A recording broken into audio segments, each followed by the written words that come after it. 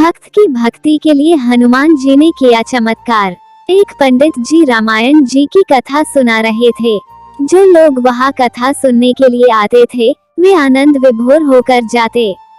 पंडित जी का नियम था रोज कथा शुरू करने से पहले आइए हनुमंत जी बिराजे कहकर हनुमान जी का आह्वान करते थे, फिर 1 घंटा प्रवचन करते थे। वकील साहब हर रोज कथा सुनने आते। वकील साहब के भक्त भाव पर एक दिन तर्कशीलता हावी हो गई। उन्हें लगा कि महाराज जी रोज कहते हैं आइए हनुमंत जी बिराजे, तो क्या हनुमान जी सचमुच आते होंगे।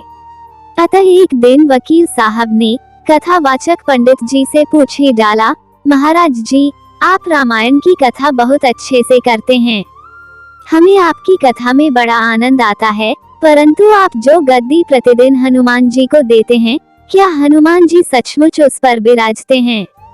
पंडित जी ने कहा, हाँ यह मेरा व्यक्तिगत विश्वास है कि राम कथा हो रही हो तो हनुमान जी अवश्य पधारते हैं।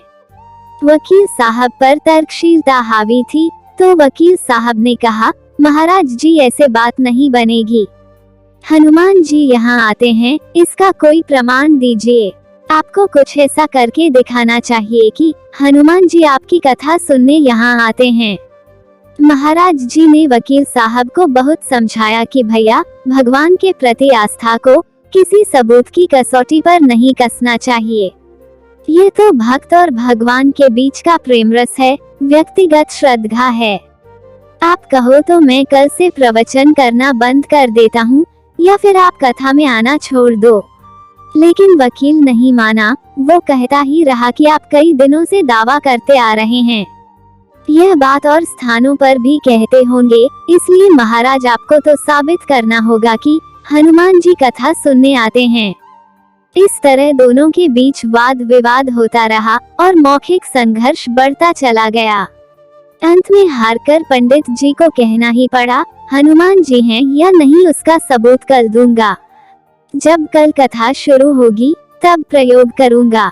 जिस गद्दी पर हनुमान जी को विराजित होने को कहता हूँ, आज आप उस गद्दी को अपने घर ले जाना। कल आते समय उस गद्दी को अपने साथ लेते आना और फिर मैं कल गद्दी यही रखूंगा।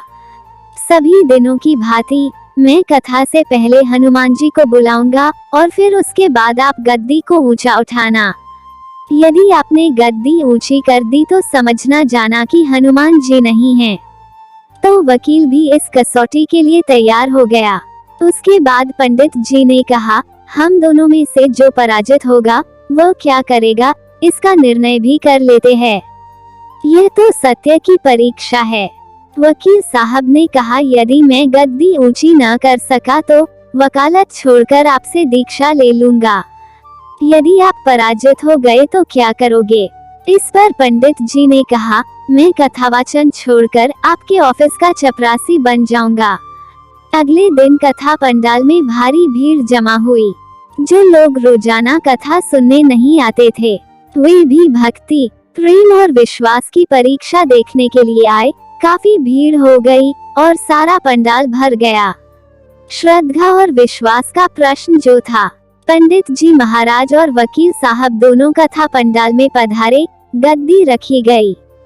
पंडित जी ने सजल नेत्रों से मंगलाचरण किया और फिर बोले, आइए हनुमंत जी बिराजे। ऐसा बोलते ही पंडित जी के नेत्र सजल हो उठे। मन ही मन पंडित जी बोले, प्रभु आज मेरा प्रश्न नहीं है बल्कि रघुकुल रीति की परंपरा का सवाल है। मैं तो एक साधारण मनुष्य जन हूँ, मेरी भक्ति और आस्था की लाज आप रखना। इतना बोलकर पंडित जी ने फिर वकील साहब को निमंत्रण दिया, आइए और गद्दी ऊंची कीजिए। लोगों की आंखें जम गईं। वकील साहब खड़े हुए। उन्होंने गद्दी उठाने के लिए हाथ बढ़ाया पर गद्दी को स्पर्श भी न कर सके। जो भी कारण रहा, उन्होंने 3 बार हाथ बढ़ाया किंतु तीनों बार असफलता ही हाथ लगी। पंडित जी यह सब देखते रहे थे। गद्दी को पकड़ना तो दूर, वकील साहब गद्दी को छू तक न सके। तीनों बार के प्रयास में वकील साहब पसीने से तरबतर हो गए। वकील साहब पंडित जी महाराज के चरणों में गिर पड़े और बोले, महाराज गद्दी उठाना तो दूर, मुझे नहीं मालूम कि क्यों मेरा हाथ गद्दी तक नहीं पहुंच पा रहा है। इतना बोलकर वकील साहब ने कहा, अतः मैं अपनी हार स्वीकार करता हूँ। कहते हैं कि श्रद्धा और भक्ति के साथ की गई आराधना में बहुत शक्ति होती है। मानो तो देव नहीं तो पत्थर, प्रभु की मूर्ति तो पाषाण की ही होती है, लेकिन भक्त के भक्ति और भाव से उसमें प्राण प्रतिष्ठा होती है, तो प्रभु विराजते हैं। दोस्तों, वीडियो अच्छी लगी हो तो चैनल को सब्सक्राइब कर ले, ताकि ऐसे ही वीडियो आपको हम सबसे पहले पहुंचा सके। वीडियो को अंत तक देखने के लिए दिल से धन्यवाद।